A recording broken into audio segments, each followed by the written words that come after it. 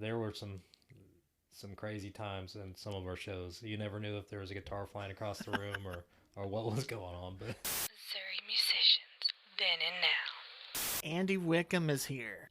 My old friend Andy. yep, I'm here. It's good to see you, man. It's my pleasure. It's been a minute. Has been. I usually run into you in the grocery store, Yep, which is like typical, where everybody runs into everybody. yep. That's where you go to meet people. You already know. It's been a long time since I've actually got to hang out with you. So thank you for being here, and thank you for volunteering your time. Yeah, thanks for inviting me. So I want to know about your musical influences, because I've always known you to be into like some really unique music. Like currently, Overall. overall, oh man, God, I don't even know how to classify all that or put it all into one group. I mean, the base layer is just rock and roll. Started when I was a kid. Obviously, as most people start liking music. But my older brother, he was really into, like the '90s alternative rock, Yeah. and that's what got me basically started. And then it got into heavier stuff. Slipknot was a big segue into metal for me, and that opened up a whole different world of music.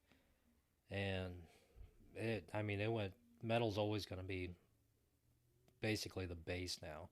I mean, I like a lot of stuff now.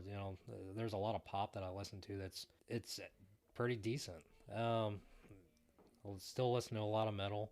Still listen to a lot of just rock or just stuff on the radio. Whatever comes onto the radio around here is a lot of times what I'm listening to. But yeah, I don't know.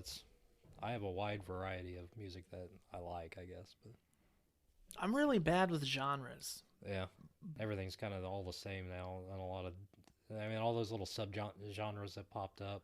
Yeah. I mean, it's, I don't know, it's all kind of the same now. It's gotten back to where it's just pop or rock, or we The kind of know what we're country talking sounds about. like Yeah, pop or rock. yeah, it's blended so much. Maybe we can narrow down this answer. Who is your favorite band currently? I have to say, Every Time I Die.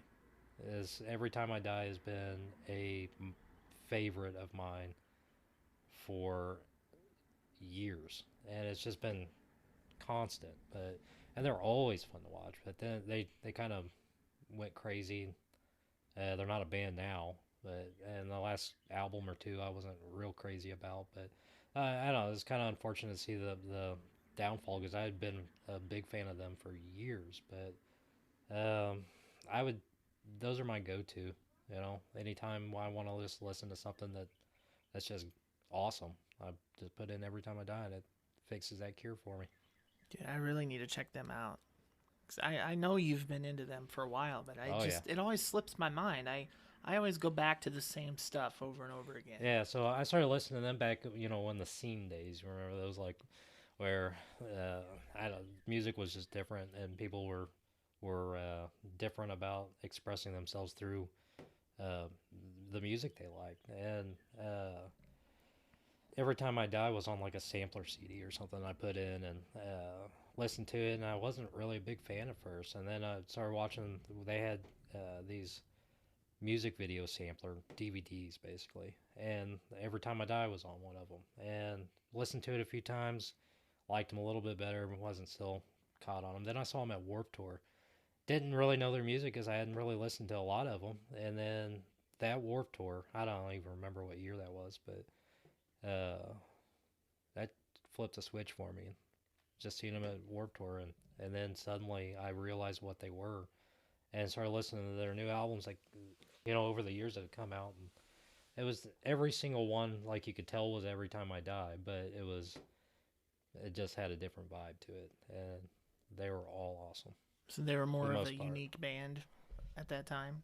I wouldn't necessarily say unique. I mean, they were, I wouldn't know what kind of sub genre you'd place them at, metalcore or screamo or something. I don't, but they've always been just a metal band to me that has produce good stuff. But Well, you answered my next question. I was going to ask you what your favorite live show was because I know you hit up a lot of live shows. oh man, every time I saw Every Time I Die, it was a fantastic time. Always good. I have no good way to segue into the next question. So, how did you get started playing the guitar? Basically Jacob Wickham, which is kind of a funny story in itself that we had the same last name and we're somewhere down the line related. But we were good friends for since we were in kindergarten, day one of kindergarten. But they I don't know, we both just kind of had our own little thing going on throughout school, and we ended up getting to where music was a big part. The Hybrid Theory, Linkin Park, that first Linkin Park album, that changed some stuff with us, and just front to back, that entire album was it. And him and I, that really got him and I inspired to do something. We always talked about how we wanted to perform, basically, and that was the big thing for us. It wasn't necessarily that we wanted to just go out and be geniuses at our instruments. We just wanted to perform. That's what we like to do. And watching people, the music videos or shows or whatever of those bands that kids, I mean, I don't know what we were pretty young, probably 13, 14, something like that, Oh, wow. when we started to really get that idea. I mean, we were gonna build a place for us to basically practice, and we did. I don't even think I had an instrument, but we were like wanting to do that. He had this little old lean-to shed out on the back end of his property, and it had a bunch of like old car motors in it, and we hauled all of those out, and we had this big grand plan. We were gonna build flooring and build walls and run electricity to it. We didn't know what we were doing. And then his dad got pissed, and then we had to move all that stuff back under the shed because we left it out in the grass. But Oops. yeah, and that was basically the lesson learned with that. Like, this is going to be a little harder than what we just can't, just think it's going to happen. So we ended up just saving money, man. I mean, it was hard to do for a kid to make some money in the summertime. Uh, I think he was gathering turkey eggs in a turkey barn, saved up money, and bought a bass. And then we just kind of started buying stuff like that, get guitars here and there. I mean, cheap stuff, and then just kind of taught ourselves how to do it. And Jacob was a lot more proficient about it than I was, and I learned a lot, and he taught me a lot of just how to play. And it was basically from then on, we just kind of just played what we taught ourselves, and we didn't really learn from. I mean, tabs. We learned some songs on tabs, and that was more or less just muscle memory learning. But actually learning how to play it, it was all just kind of self-taught between him and I, on my end anyway. That's how I learned. But yeah, and then just kind of went from there. Once we got to where we were kind of comfortable with our instruments, then we were chomping at the bit to do some sort of a performance. But we needed more than just us, so we needed to form a band, and then we did, and then it just kind of went from there. You mentioned the Hybrid Theory CD. Not a lot of people know this, but that CD is what revealed to me that I could scream.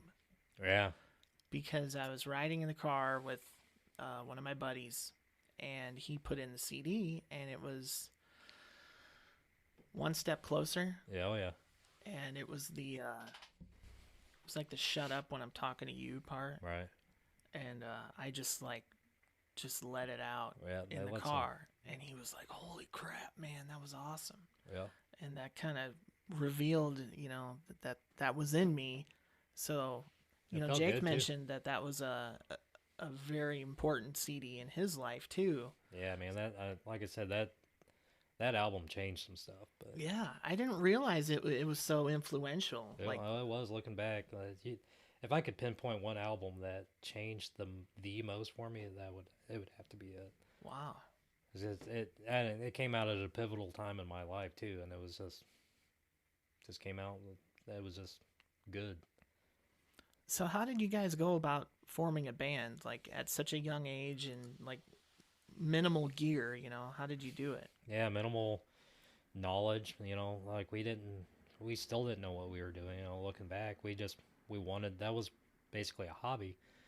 We knew a guy that played bass. We knew him since forever, Steve, and um, obviously a bass player is a part of the band that we need to fill, and then we needed drums.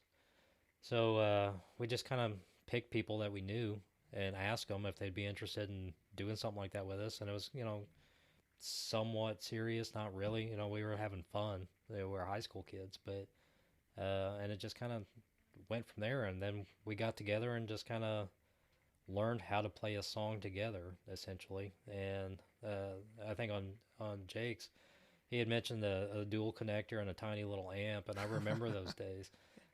But man, we would blast that amp. We'd give everything that amp could do. It was doing it. The point where neighbors were coming over and banging on the garage door. Yes. That You we know were you're being doing too something loud. right then. Right. And so that little guy, it wasn't too bad, but it's so funny now to see, how things had evolved from there. You know, both of us plugging into a tiny little bitty amp. You know, it's a wonder that thing even survived. But we just gave it hell. We're having a lot of fun doing it, and we just kind of kept going with it. What were your goals? What did you want to get out of being in a band? Just wanted to perform? Yeah. I mean, uh, that's not the only thing. I mean, wanting to perform was, I think something that was ingrained in us from when we began even thinking that this could be a possibility. And I don't know, just have fun. Like we knew we had fun doing that, and we it was like we craved just doing it more and more, and we just wanted to get better, and we wanted to learn about the basically the industry of the music. How to promote or how to really do anything with a band that is an entity. To get Mm-hmm. people to get excited about it. It's hard. It's hard to promote anything, even nowadays. Yeah, and it's kind of ironic the way things are. We have I don't even know if there was smartphones back when in the band days. Like I don't 2000, think so. I don't think so, but There was like but iPods and stuff. yeah, we use a PC, like an old PC, to post stuff to our MySpace page. MySpace was huge for us. It's funny that advertising has gotten so much easier now, but it's still hard to promote, and Yeah. that's the problem. I think is that is so saturated with people promoting themselves that it's hard. If you have a decent band, you're gonna have to sift through a bunch of junk to get to it, to Yeah, find it. absolutely. Yeah, a lot of people I've talked to have mentioned like the saturation, and everybody's building their own brand Oh yeah, essentially. yeah, And back in those days, being in a band was your brand, yeah, and now it's like it's easier for people to build a brand yeah. and put themselves out there. So yeah, it's a little bit harder. Like it's hard to find something really unique and special. It is. There are hidden gems though, and it's almost worth searching for them just to find them. But Right. I get a couple of bands once in a while that I hear a song that just I don't know. It's I rarely listen to anything else by them though, which is another problem because I find the one song and I like it, so I listen to that song a bunch, and then I don't really venture into the rest of the band. A lot of times I get disappointed if I do that. They have a good hit song and the rest of the album is junk, but Jake mentioned that about how it's almost going to become the norm that like bands don't put out CDs anymore. They just put out like singles. all right. I mean, what's the point of spending all the time and money on 10 tracks? Yeah. And people aren't using CDs anymore, and it's all digital now, so they're gonna pick what song they want to listen to. So you have a 3 minutes. What is it typically for a song? I am assuming that's still the average, but you got 3 minutes to hook somebody, and that's it. Yeah, yeah. And that's it. I mean, that might be the only song that they listen to from you. Hopefully not, but there's a lot of bands too that I've ventured out and listened to a handful more of their songs and either learned to like them or just immediately liked them. So, what kind of local or small time or non mainstream music have you been into in the last few years? Like, I know it's harder and harder to find original local artists. Got really nothing. Yeah. I mean, I couldn't tell you of a local band, the name of a local band within probably 100-mile radius from here. That's a big topic on this podcast. Yeah, and it used to be so much different. I mean, we were popped up like mushrooms all over the place, you know. What do you think Well, for a happened with while. all that? Things just changed, man. I don't know. I don't really have the answer to that, but there's so many different things at play with that. I mean, doesn't seem to be currently popular or a fun thing to do anymore. But I don't know. It's like rock and roll, you know. It goes and it comes and goes, and I think that is going to be basically the story of local musicians around here again. Is it's gone away for a while. I think it will come back. I hope it does, and I hope there's a lot of youth that's doing the same things that I was doing in high school. You know, playing with their friends in a garage band. I'm glad to hear your optimism with that. Yeah, you'll never kill rock and roll. It'll find its way back. Well, I never thought of it being kind of like a phase or like a seasonal thing almost. Like it's hot for a while and then it dies down. Yeah, well, you see that with any sort of musical genre, you know. Yeah. And local bands are kind of at mercy of that, because if people are like hardcore rap and that's the popular thing, hypothetically, Mm-hmm. being a local rock band that has to play a lot of shows in order to get decent to listen to, it's going to be tough for them. But if, rock makes a comeback like it was in the 90s, all that alternative rock, and then into the 2000s, Linkin Park and Slipknot and all this metal that was popular and prevalent then, that was the time for local rock bands because people liked it. People loved that music then. And I don't know, people's music tastes change over the years, and rock always comes back, just like any other musical genre. But I never really thought of that. That the local scene kind of follows the mainstream trend. Like the mainstream inspires the local musicians. I never thought about that. yeah, I don't know. You'll also find some that just don't ever stop. There will always be some musicians around that will just continuously do what they love to do. Hey everybody, it's Jordan. I just wanted to invite you to check us out on Facebook. Like, follow, drop me a message. Let me know if there's someone you'd like to come on the show. Tell me what your favorite podcast episode was. Give me some feedback, tips, tricks, positive stuff, negative stuff. If you have a question you'd like me to ask our guest, let me know on Facebook. I just want to hear from you, so let's talk. I hope to talk to you soon. Did you ever write any music or lyrics or poems or anything like that? Like, what kind of other creative outlets did you have?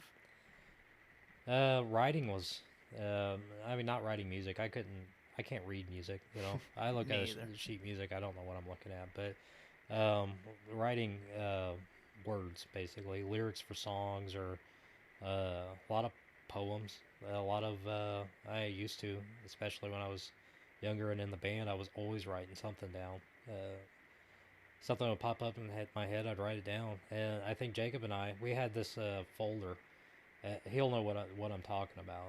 Really, there's only a few of us that will know about this folder, but we wrote when we're learning on how to construct a song. It comes down to where Do you write the words first for a song? Do you write the music for a song? It's an important Do question. you base the song around how you want to sing it? Like, where do you start? And so I don't know. We had this folder of just random sheets of paper that had songs that we had written on it, random things, maybe some poems, stuff that we had just liked that we kept, and we shoved it away in there for later. And we would make a song, and we would go through that when we needed some lyrical ideas or something, and he would just kind of hum Hmm. like a tune to the song as we were making it, and we would toy with it as we went throughout the song. And a lot of times we got into that folder to pull some ideas out of it. That's cool. Yeah, and that's kind of how well, I think that's really how in Senseless Tragedy, that's how we ended up writing most of our songs. Um, it was just a kind of a hodgepodge of ideas that we just put together and try to make work. But What was your favorite song? from Senseless Tragedy, Yeah. oh man, I don't know, man. We had some good ones. We had ones that weren't necessarily popular with a lot of people, and I couldn't even tell you the names of the songs now, but I probably could if I saw a set list. But we had some that weren't necessarily popular with everybody that I really liked. Uh, what was that? Alone. Yeah. Alone. That was a good one. That was a song that I think we were all particularly excited about or just proud of. That was a pretty heavy song, and I agree. but it was like a steady heavy, and it was just a cool song. I remember that very well. That was like, being in No Call, No Show. Yeah, When we heard you guys play Alone, we were like, whoa. yeah, that was a fun song. Yeah. We That had a was like lot a of fun next performing level that song too. That was a blast. What was your favorite gig that you can remember from Senseless Tragedy? And we had some good gigs too. We had some. I mean, on the opposite end of the spectrum, we had some terrible ones. But uh, every so often, I remember a show, a particular moment in a show, and just have that nostalgic feeling. But skate park, Springfield. I remember. I don't remember a whole lot of specifics about that show. I just remember that we all had an awesome time at that show. Like all of us for months after that talked about that show, the skate park show. It was cool, but man, geez, we played that place in California. Was it Eagles? Mm-hmm. That was a lot of fun. And the California crowd was, let's say, had Ghost in the Machine. That was that was their homeboys. That and luckily, Ghost in the Machine kind of became our homeboys too, and we would set them up, and they would set us up, and when they set us up, we felt welcome. In California, they always put on always had a good crowd, but which makes a good show. But I don't know. There's a lot of noteworthy shows that we played, I think. But What about any special memory or story or something? Like if you were telling somebody new in your life, hey, this is what I used to do. What is like kind of a go-to story or memory that you associate with that? the tiny house. Yeah, you know what I'm talking about. The I tiny house. do. That's what we would. Well, mostly Jake would call it the tiny house, but it was a tiny house. He had this little. I think it was a one-bedroom house with a little living room and a kitchen, just a little house, um, on his property next to his parents' house, and that's where we practiced, and we had the whole house to ourselves, and we just set up in that little living room, and we just went crazy in that little tiny house, but it was Dude, fun. I remember the tiny house very well. His amp on one wall and my amp on the other wall, Yeah. and they were facing each other, and it was always on 10. Oh yeah, Like everybody was turning it up so to 11. loud. Yeah. And that was an intense practice space. Like, It was awesome though. You were all up in each other's business. oh yeah, like the band was, like you said, you guys really like to perform and practice hard, like you said at the beginning.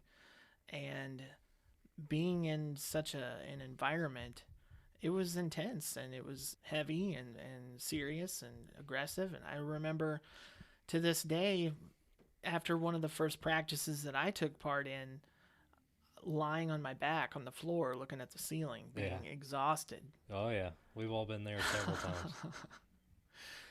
So, yeah, the tiny house. Yeah. Man, and it's so funny, too, because we always had the mindset going into practice a lot of times we'd stand around and learn, the song, and we'd make sure that we're putting it all together correctly. But 90% of the time we practiced like we wanted to perform. So we were just tearing things up. Mostly our backs and our necks now that we're in our 30s or older, but it was so much fun. And I couldn't tell you how many times we had hurt each other with our instruments. That's happened several times. Tiny house, like you said. not much room to move around, but man, we took up all that space. Well, Jake always thought he could do a guitar swing. So, there's a lot of stories associated with that, too. Oh, there is. All of them are good stories, though. I should have asked him about that. Man, there were some crazy times in some of our shows. You never knew if there was a guitar flying across the room or what was going on. But he was hell-bent on doing it. I think he got it once or twice, I heard. Yeah, he had... with everything it takes practice and trial and error, and he eventually got it down. But I think he only had one guitar. Well, like you gotta I think have collectively balls. We had I don't know, 3 or 4. Oh, well, that's good. Yeah, so a lot of times we'd share, which a lot of times would be the one that would be flying across the room would be my guitar while I'm playing. I'm like, oh, Oops. There it goes. No, that did. I think that happened once, but it was all fun. It was, I mean, even the things that aggravated us at the time, like I was aggravated at the time about that because it was my guitar flying across the room got broke. But man, I would do it all again. I would love to be standing there and playing. I think that particular show was in California too. We were playing for a kid that was going off to the military or something. Like he was going off to boot camp, and they put on a show for him, and we played it. And that particular thing, he did a swing, and the guitar went flying across the room, and it chipped off a big piece. But man, I think I paid $100 for that guitar. Yeah. It was a nice guitar, don't get me wrong, and $100 is a lot for a kid, but at that time, but it's really fun to think about now. It's so funny. I'll never forget hearing about it because I'm like, how in the hell can you do a guitar swing when you're corded, when you're plugged in? Yeah, and that particular guitar weighed, God, that thing weighed a lot. Don't forget to check out our website at www.momusicianspodcast.com, where you can find news, blog posts, videos, and full-length episodes. Now let's get back to the conversation. So how did it all end for you? Because that was the last of your musical experience. Am I correct? Yeah, for the most part, yeah. I don't know. I can't remember what even year it was, but I think it was 2007 or 8 or something like that. And I was going to college, and I think I had stopped going to college by the time I left. But it basically, we were practicing 4 or 5 days a week at night for 4 hours at a time. Then we were playing shows on the weekends, If we'd try to get one booked Friday and Saturday, we'd play whenever or wherever, but it just didn't leave a whole lot of time to do anything else. And I was early 20s or late teens, 19, 20, some 20, I think I may have been 21, 22 when I left, but I just didn't have time to do anything else. I had to work, had a part-time job, I think at Journeys at the time, selling shoes, going to school, and all my free time was going into this band. And I started thinking about long-term, what does it take for a band like us to actually be successful? And that's going to be on the road a lot. Right. And it'll be this lifestyle all the time. Only we'll be just driving to different places and playing shows and stuff, which sounds awesome. Especially now, I wish I would have done that, but at the time, I just didn't feel like that was quite the life I wanted for myself. It didn't leave any time for a family. I always knew that I wanted a family, and I don't know. I was dealing with that, and then we were all dealing with cohabitating with each other because we spent so much time together, Mm-hmm. the four of us, and then some of our friends and stuff. Were always over there too, and it was just, which was great, but sometimes it just gets rough, and dealing with that, and then dealing with just where I am in my life and what I want out of life, and it just got to where things were just moving in a different direction than I wanted to, and then I found an out basically at the time, which took me to a different state, and was basically all it was an out, and uh, it, it that didn't end well either, but it started a whole new portion of my life, and that's kind of what I was wanting. You really touched on a lot there. Um, you kind of make me wonder, like, if everybody would have done that on the other side of their 20s, like Yeah, their early to mid 20s or something, yeah, maybe it would have worked out better. Because Jake told me, and I've heard from Darren also, that like everybody was just, they kind of got burnt, like they weren't yeah, enjoying it because they were working so hard. yeah, And it's like, for people at that age, 18, 19, 20, they got a lot going on in their lives. Like you said, like you're trying to figure out like who you are and oh what yeah, you want out of life and stuff like that. And if you guys would have had that work ethic and mentality a few years down the road, you could have really went for it. yeah. I mean, especially with us starting where we did, if had we maintained it and gotten through all the really rough parts of it, then there's no telling what we would be doing now. But, I think Jake said something. I really wish I remembered word for word what it was, but uh, he said something like we were living in a world that was bigger than we were, or huh. something along those lines of like, we had our big boy pants on and we weren't quite ready for it. Yeah, I mean, essentially, that we were on a strange cusp of diving headfirst into a whole big world that we were not at all prepared for. Yeah, I agree. And at the time we didn't know that, but we certainly do now. So that was it musically for you? Yeah, I had a handful of musical equipment after I left, and I think I ended up having to pawn it to make rent or something at some point, and I wasn't using it, so I still regret that, but I just kind of had to do what I had to do at the time, Right. and yeah, and I think it's been some years now, but I reminisce a lot about those days, the good old days with the boys.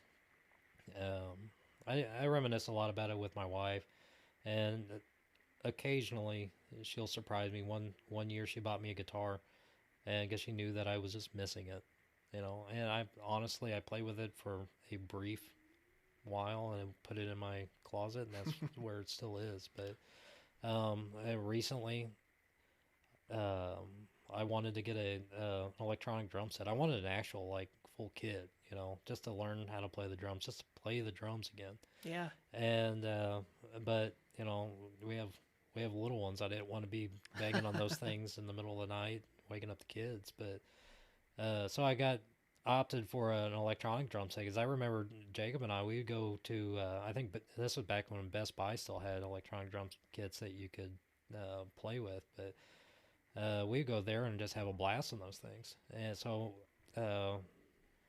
we bought one. I have one now, and I've been messing around with it. And I think what Jake said in his during his time on this podcast that he's like, you don't even have to be good at it. There's still a blast, and that's he hit the nail on the head. That's I'm not good at it, but I have a blast just banging around on those things. That's cool. Yeah, so I mean, there's always going to be something there, but I don't think it's. I would like it to be more serious, but I don't really. I just don't because it's just me. So I've learned before by playing with other people, and now I don't have anybody to really learn anything from. So it's just kind of me screwing around. But Jake covered that too. He said that's the best way to learn is by being with other people. yeah, yeah, and him and I, when we got together, just throwing ideas off each other about music, because we like the same stuff, but we we had some pretty good stuff cooking. You get a couple of people like that together, and things happen. But So what if there was an opportunity to get together and do it one more time? Would you do it? it would take more than one time for me, man. I'm gonna have to do some practicing. I haven't picked up a guitar in years. All right. Well, what about a one-off show? Yeah, I don't know that I would ever say no to that, but I don't know that I could say yes either because I feel so unprepared for it. Mm-hmm.